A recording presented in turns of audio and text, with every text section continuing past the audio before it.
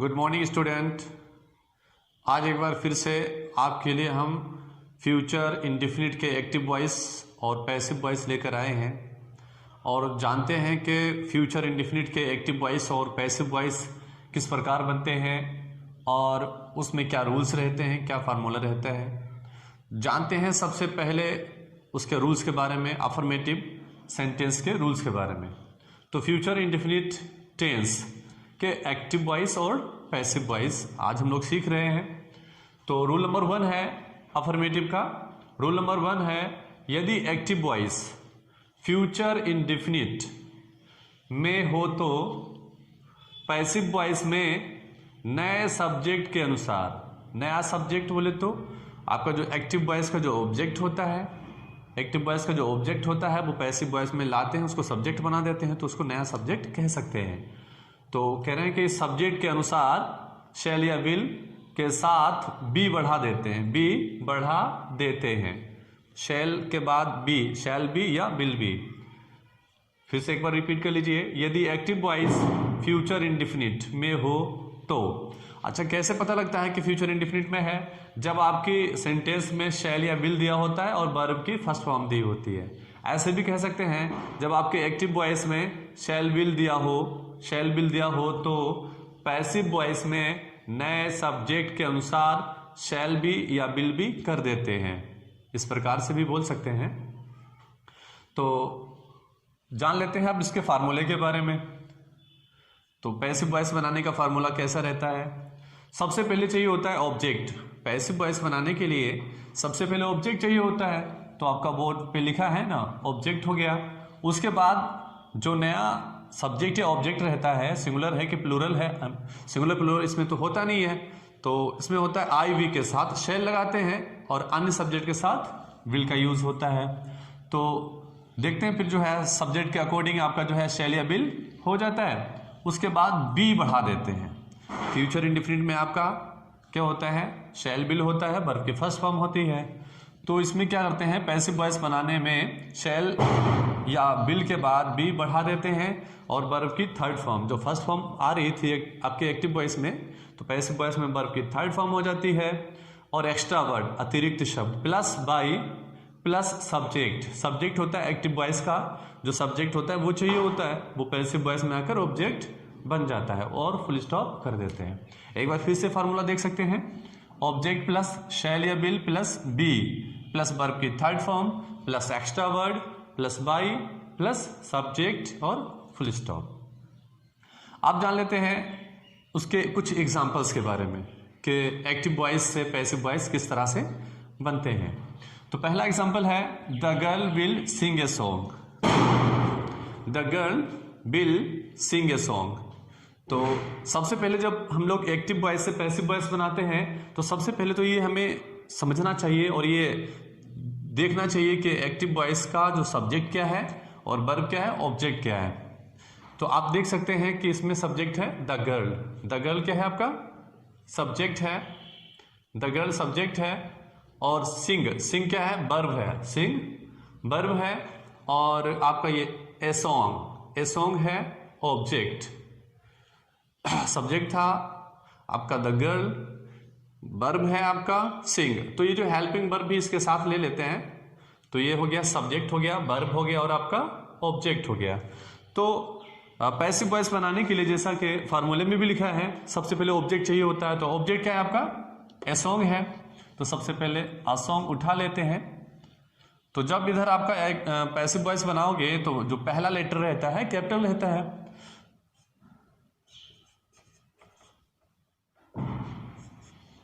A song object हो गया। उसके अब क्या है, ऑब्जेक्ट के अकॉर्डिंग बोले तो सब्जेक्ट के अकॉर्डिंग शैल या विल का यूज करते हैं, तो विल लग जाएगा। विल के बाद में क्या बढ़ा लेते हैं? ऑब्जेक्ट हो गया, ऑब्जेक्ट लगा दिया। उसके बाद शैल या विल, विल लगा दिया। अब क्या लगाना है? बी। क्या लग जाएगा? बी बढ़ा देते हैं, बढ़ा दिया बी। उसके बाद वर्ब की थर्ड फॉर्म। एक्टिव वॉइस में आपकी कोई भी फॉर्म हो, सेकेंड फॉर्म हो, फर्स्ट फॉर्म हो, उससे मतलब नहीं रहता। पैसिव वॉइस में आपकी थर्ड फॉर्म में ही जो है लगता है, प्लस जो है पैसिव वॉइस में आप थर्ड फॉर्म में ही हर वर्ब को चेंज कर देते हैं। जैसे यहां था आपका सिंग, तो सिंग सैंग, थर्ड फॉर्म होता है संग।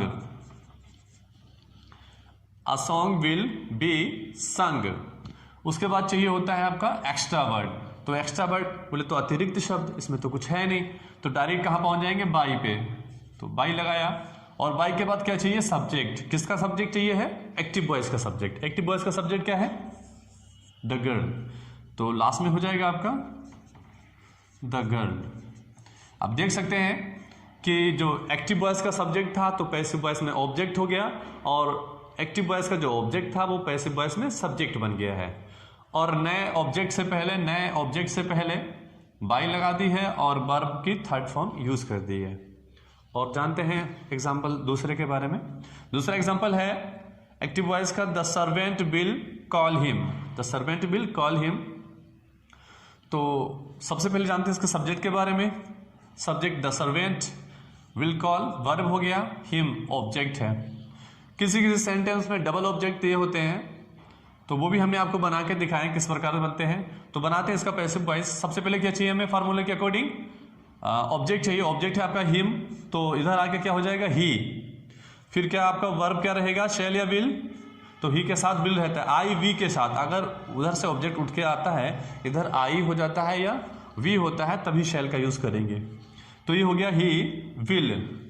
क्या बढ़ा लेना है उसके बाद, बी, ही विल बी। और उसके बाद क्या है, वर्ब की थर्ड फॉर्म चाहिए होती है। वर्ब की थर्ड फॉर्म, कॉल का क्या हो जाएगा, कॉल्ड। कॉल्ड हो गया, he will be called. Extra word कुछ है नहीं, डायरेक्ट बाई पे पहुंचे। अब क्या चाहिए है, सब्जेक्ट। सब्जेक्ट एक्टिव वॉइस का जो सब्जेक्ट है the servant, the servant full stop. He will passive voice देख सकते हैं, he will be called by the servant full stop. और आपका लास्ट एग्जाम्पल इसका है असर्टिव का।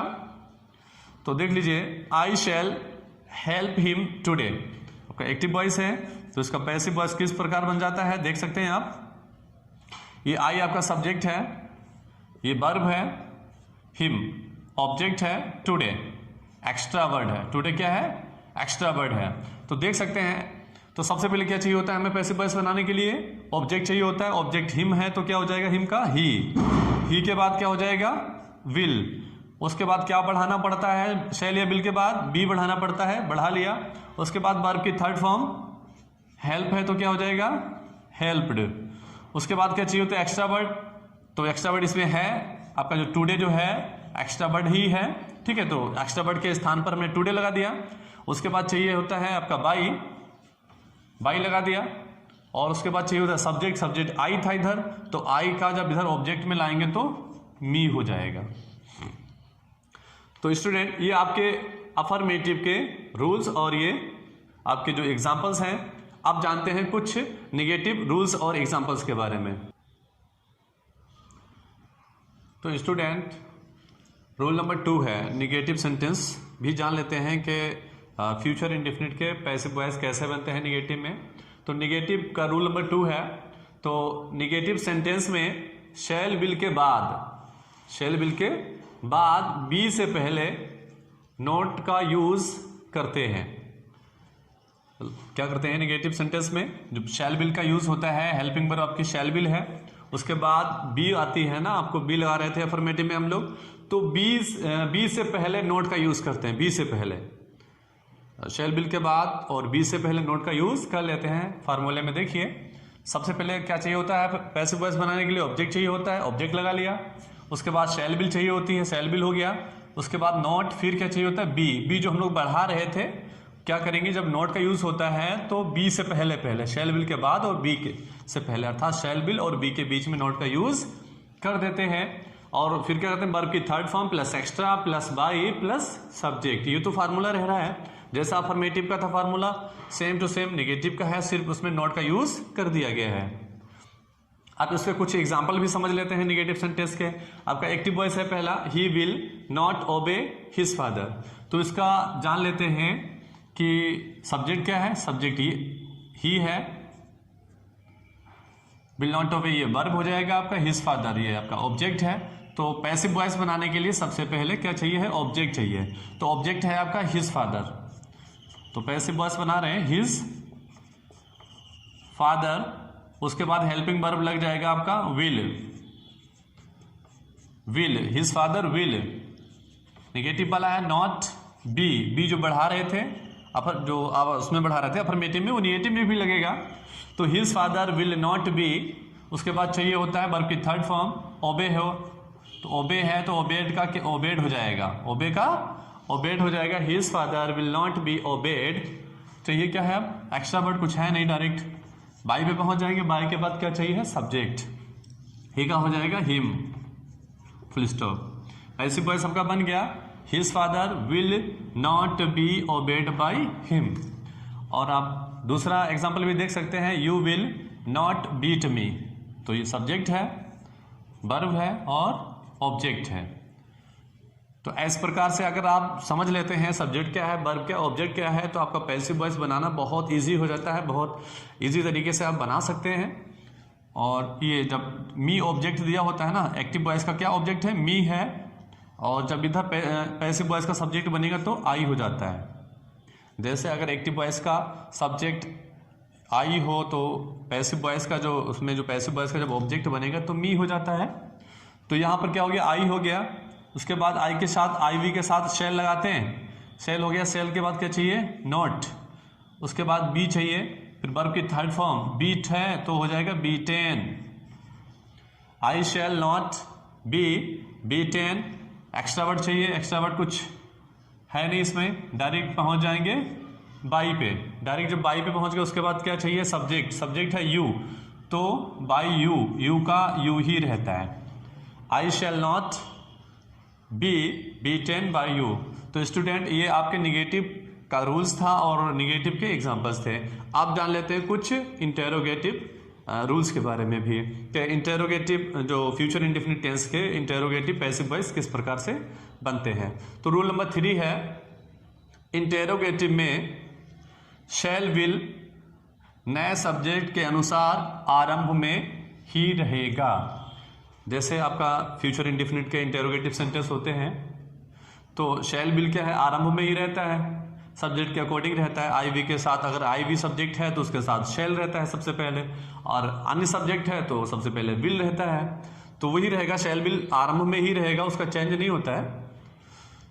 सिर्फ कितना होना है, शैल विल नए सब्जेक्ट के अनुसार, जब ऑब्जेक्ट जाता है ना, सब्जेक्ट या ऑब्जेक्ट के अकॉर्डिंग यानी जो अनुसार आरंभ में ही रहेगा, फिर सब ऑब्जेक्ट लगा लेते हैं और फिर बी लगाते हैं, फिर अन्य शब्द, अन्य शब्द आपके जो भी रहते हैं पैसिव बनाने के लिए। तो और जान लेते हैं इंटेरोगेटिव के फार्मूले के बारे में।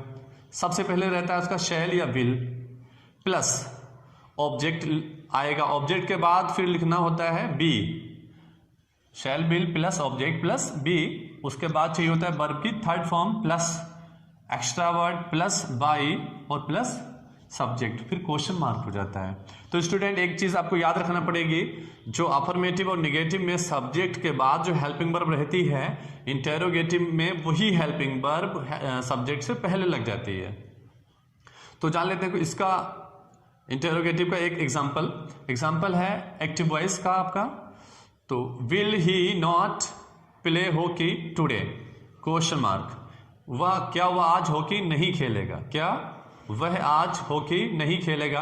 तो अब जान लेते हैं कि इसका पैसिव वॉइस किस प्रकार बन जाएगा। तो सबसे पहले वही करना है, सब्जेक्ट समझना है, फिर वर्ब समझना है और फिर इसका ऑब्जेक्ट, और ये आपका एक्स्ट्रा वर्ड है। तो जो ये आपका एक्स्ट्रा वर्ड है तो सबसे पहले क्या चाहिए होता है, हमें ऑब्जेक्ट चाहिए होता है, और ऑब्जेक्ट के अकॉर्डिंग ही शैल विल लगाएंगे। तो देख लेते हैं ऑब्जेक्ट कौन सा है, हॉकी है, तो हॉकी के साथ आपका विल ही लगेगा। अगर उधर मी होता या अस होता तो उसका उस ऑब्जेक्ट का इधर आके बन जाता, आई होता या वी होता तो फिर इसका यहाँ पर विल के स्थान पर शैल यूज करना पड़ता। तो यहाँ पे आपका है विल हो गया, उसके बाद ऑब्जेक्ट है hockey, will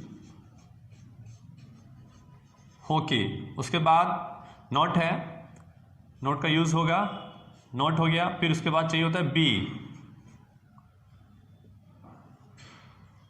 will hockey not be, will hockey not be, उसके बाद में चाहिए वर्ब की थर्ड फॉर्म, प्ले है तो हो जाएगा played, will hockey not be played, फिर एक्स्ट्रा वर्ड चाहिए, एक्स्ट्रा वर्ड है आपका टुडे, टुडे भी हो गया, आप क्या चाहिए है बाई, बाई लगा दिया, आप क्या चाहिए सब्जेक्ट, एक्टिव वॉइस का सब्जेक्ट है ही, तो ही का क्या हो जाएगा हिम। पैसिव वॉइस का जब ऑब्जेक्ट बनेगा तो ही का हिम हो जाएगा और क्वेश्चन मार्क लगा दिया। पैसिव वॉइस देख लीजिए, will hockey not be played today by him. और जान लेते हैं दूसरे एग्जांपल्स के बारे में भी। और आपका ये लास्ट एग्जांपल है, दूसरा एग्जांपल आपका, will they buy some books tomorrow. तो क्वेश्चन मार्क लग गया, उसके बाद आपका ये सब्जेक्ट है दे, और बॉय वर्ब है, सम बुक्स आपका ऑब्जेक्ट है, टुमारो एक्स्ट्रा वर्ड में है। तो सबसे पहले ऑब्जेक्ट चाहिए, ऑब्जेक्ट देख लेते हैं क्या है आपका। तो सम बुक्स है, तो सम बुक्स बोले तो फिर विल के स्थान पर क्या होगा, शैल होगा, नहीं होगा, विल ही रहेगा। Will some books, will some books be, will some books be, buy का आपका जो है third form bought, BOUGHT, will some books be bought by, extra word चाहिए ना अब, हाँ ये थर्ड फॉर्म हो गया, थर्ड फॉर्म के बाद एक्स्ट्रा वर्ड है टुमारो, टुमारो हो गया, उसके बाद चाहिए बाई, डायरेक्ट बाई पे पहुंच गए, बाई लगा दिया। आप क्या चाहिए है आपका सब्जेक्ट, एक्टिव वॉइस का सब्जेक्ट है दे, तो पैसिव वॉइस में ऑब्जेक्ट बन जाएगा दे का देम और क्वेश्चन मार्क। एक चीज और स्टूडेंट आप समझ लीजिए कि जो क्वेश्चन वर्ड वाले, जो डबल इंटेरोगेटिव वाला होता है ना सेंटेंस, जैसे क्वेश्चन वर्ड सेंटेंस के आरंभ में दिया होता है ना शुरू में, जैसे वाई है, वेयर है, विच है, इस प्रकार से। और हु का तो आपका वाई हुम हो जाता है। तो अगर ये वाई दिया है तो स्टार्टिंग में हम बता चुके हैं पहले अपने वीडियो में, वाई का वाई ही रहेगा। उसके बाद क्या करना है, बिल्कुल जैसे ऊपर बना रहे थे बस वैसे ही बनाना है, सब्जेक्ट है, वर्ब है और ऑब्जेक्ट है। तो पहले ऑब्जेक्ट देख लेते हैं कौन सा, एलेटर है तो आपका विल ही रहेगा, वाई विल, उसके बाद a letter, Y will a letter be, फिर वर्ब की थर्ड फॉर्म राइट है तो रिटेन हो जाएगा, written, Y will a letter be written. उसके बाद क्या चाहिए एक्स्ट्रा वर्ड, तो कुछ है नहीं तो डायरेक्ट बाई पे पहुंच जाएंगे, बाई लगाया। उसके बाद आप कहाँ पहुंचेंगे, सब्जेक्ट चाहिए, आपका जो एक्टिव वॉइस का सब्जेक्ट है शी, तो शी का जब पैसिव वॉइस में ऑब्जेक्ट बनाएंगे तो हो जाएगा शी का हर, क्वेश्चन मार्क। आप देख सकते हैं कि आपका पैसिव वॉइस बन गया है, why will a letter be written by her. तो स्टूडेंट ये आपके फ्यूचर इंडेफिनिट के एक्टिव वॉइस और पैसिव वॉइस थे।